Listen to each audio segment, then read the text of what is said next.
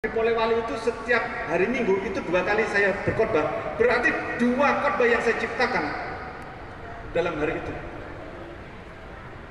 Saya menganalisis kalau kekuasaan Allah itu tidak sama dengan kekuasaan manusia. Kalau manusia bukan maha tetapi berkuasa. Kalau Allah bukan berkuasa tetapi maha kuasa. Artinya satu, tunggal, single. Berarti kalau ada lebih daripada itu ciptaannya. Jadi keyakinan saya Tuhan pencipta langit dan bumi itu adalah satu.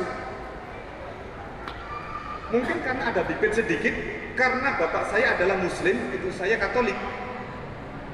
Tetapi saya ngambil jalur lain yaitu aliran Pentakosta yang kritis di dalam teologi. Lalu bagaimana saya itu bisa masuk agama Muslim? Karena saya harus tinggalkan kependetaan saya, jabatan saya tinggalkan kehormatan saya, intelektual saya tinggalkan aset masa depan saya, pusing pikiran saya mau bagaimana? Tinggal saya di pastori, kalau saya masuk Muslim, saya tinggal di mana? Apa yang saya makan?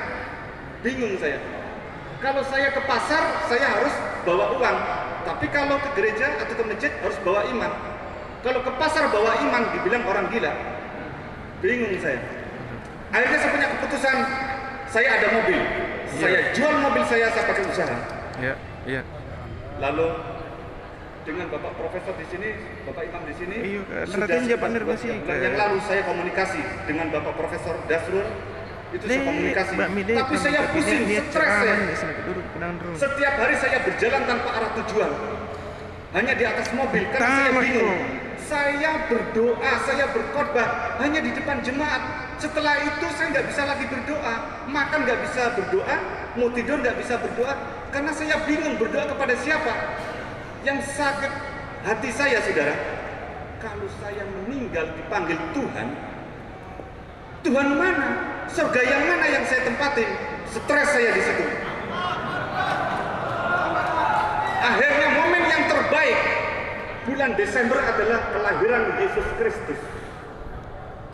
Lalu yang kedua, pas bulan ini adalah bulan Maulid, momen ini saya nggak sia-siakan.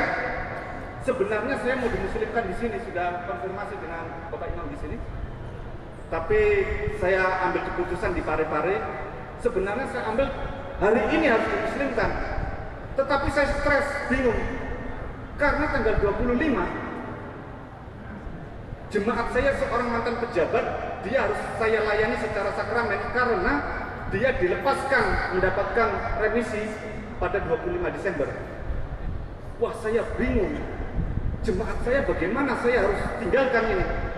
Tetapi kurang beberapa minggu sebelum saya tinggalkan, saya berkhotbah dengan jemaat saya untuk menyindir, menyinggung bagaimana saya mau keluar menjadi bukan orang Kristen lagi. Jemaat saya menangis. Kenapa Pak Pendeta selalu khotbahnya agak menyimpang sedikit? Maksudnya selalu perpisahan. Nah, saudara, bantu saya dalam doa.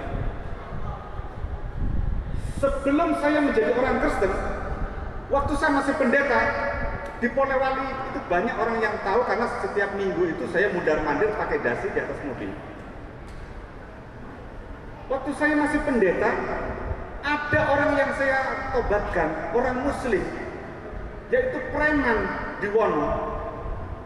Itu sekitar 2 bulan yang lalu, 3 bulan yang lalu, dia sudah sholat. Karena saya akan beli Al-Quran terjemahan, saya pelajari. Kalau saya bingung, saya harus tanya kepada siapa, stres lagi saya. Akhirnya preman itu sekarang sholat. Tinggal 2 lagi yang masih belajar sholat. Tetapi saya sendiri sholat masih terbalik-balik bacaannya. Jadi saya pikir, rupanya saya ini bisa jadi ustadz kalau begitu, kalau saya lepaskan pendeta. Buktinya orang Muslim yang preman bisa sholat. Jadi saya hanya berdoa kepada Tuhan apa yang terjadi dalam diri saya. Makanya saya keluar dari Polewali untuk dimuslimkan di Parepare. Itu pun saya dikejar SMS dengan telepon. Namanya mencari kebenaran, mengisahkan Tuhan, itu berat sekali. sangat berat sekali dan tidak gampang secara psikolog. Memang psikolog saya sekarang bisa dibilang hancur, saudara. Dari seorang pendeta turun menjadi jemaat, menjadi rakyat. Kalau pendeta kerjanya apa? Yaitu pendeta. Pendeta kalau pegawai disuruh pilih, lepaskan salah satu.